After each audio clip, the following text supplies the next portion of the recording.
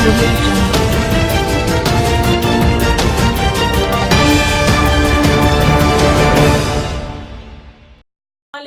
دیکھ رہے ہیں کے نیوز ایچ ڈی۔ میں ہوں قدسیہ شوکت۔ خبر شامل کرتے ہیں کنجوانی سے۔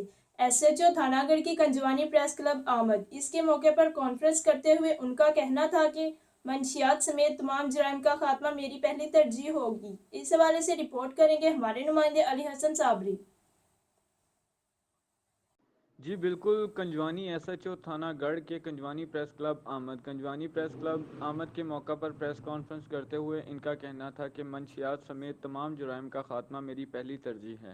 اس میٹنگ میں صدر Kunjwani press club Atiq Butt, general secretary Muhammad Hanif Baloch اور دیگر ممبران نے شرکت کی۔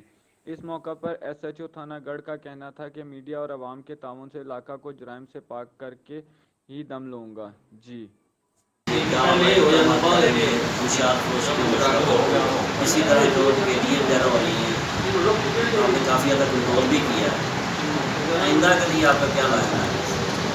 اس کے لیے جو نیا ڈرگ ہے یہ تو لعنت ہے ہمارے معاشرے میں، اور میں یہ فضول سے کہہ سکتا ہوں، آپ پیچھے سے پتہ کروا لیں، میرے کاغذات ان کے خلاف 0 ڈالنا ہے، چاہے کوئی بھی ہو،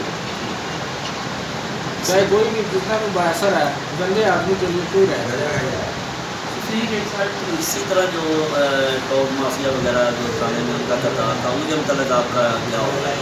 ٹوپ مافیا تھانے میں تو میں نے تو نہیں داخل ہونے دیا، نہ ہوگا انشاءاللہ۔